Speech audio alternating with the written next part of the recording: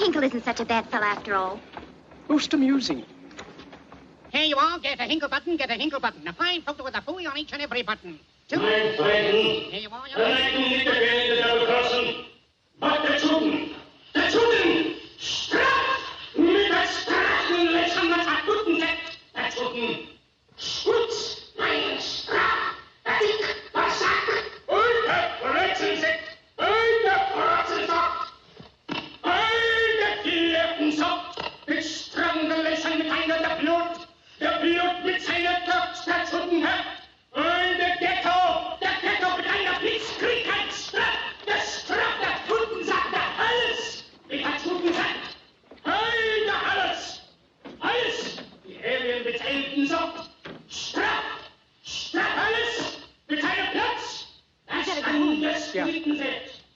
Come on, let's hurry. Après plus d'un an de tournage, Le Dictateur sort le 15 octobre 1940 à New York. La foule se bouscule le soir de la première. Le premier film parlant de Chaplin connaît d'emblée un énorme succès public. Le Dictateur est mon premier film où l'histoire est plus grande que Le Petit Vagabond, dira Chaplin. 2 mois plus tard, le film sort à Londres et obtient le même succès qu'à New York. Occupée par l'Allemagne, la France devra attendre 1945 pour découvrir le film. Le soir de la première new-yorkaise, Chaplin présente enfin Paulette Goddard comme sa femme. Tout a commencé par une histoire d'amour. Car c'est au cours d'un long voyage en Asie, 4 ans auparavant, que Chaplin a secrètement épousé Paulette Goddard, sa partenaire des temps modernes. La jeune femme est âgée de 25 ans et voyage accompagnée de sa mère. Paulette Goddard, dont le vrai nom est Marion Lévy, est la 3e épouse du cinéaste. Chaplin s'interroge déjà sur ce que sera son prochain film dans lequel il aimerait à nouveau confier un rôle à Paulette Goddard. Une fois de plus, dit Chaplin, la même question déprimante se posait. Devrais-je tourner un autre film muet ? J'avais pensé à différentes voix pour Charlot, qu'il devrait parler par monosyllabes ou simplement marmonner. Mais c'était inutile. Si je parlais, je deviendrais un acteur comme les autres. Durant tout l'été 1938, Chaplin s'installe à Pebble Beach, un lieu résidentiel pour milliardaires situé non loin de Carmel, au sud de San Francisco.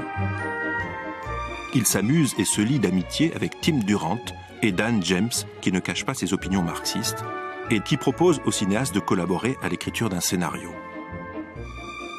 À la recherche d'un projet, Chaplin se souvient de l'idée que lui a soufflée son ami Alexander Korda, cinéaste et producteur anglais. Celle de faire un film dans lequel il incarnerait 2 personnages, Hitler et le vagabond. Cela permettait à Chaplin de ne pas renoncer à son personnage muet, tout en réglant ses comptes avec son rival, l'homme qui lui avait volé sa moustache. Ce voleur, c'est Hitler. Il a 50 ans en 1939, exactement le même âge que Chaplin. Ce qui est étonnant, c'est qu'il écrit le scénario en 37-38. Or, pour le moment, Hitler, c'est pas les grands héros seulement de l'Allemagne, parce qu'il a sauvé l'Allemagne d'abord du communisme, puisque le Parti communiste allemand était le plus grand en Europe, il avait 1 million de membres, mais aussi, il a rétabli l'économie complètement. Il a mis tout le monde au travail, et comme il y avait des problèmes en Amérique, un peu partout dans le monde, notamment en Amérique après 1929, on pensait qu'Hitler, il fallait un homme comme lui partout pour sauver le monde, pour sauver l'économie, pour sauver le monde du communisme. Donc c'était le grand héros.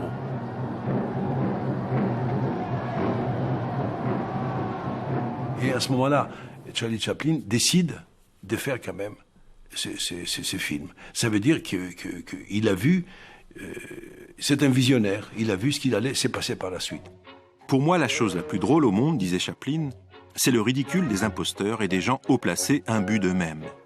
Plus l'imposteur auquel vous vous consacrez est de taille, plus vous avez de chances de faire un film drôle, et il serait bien difficile de trouver un imposteur plus grand que Hitler. C'est la plus belle cible du monde pour la satire et la dérision.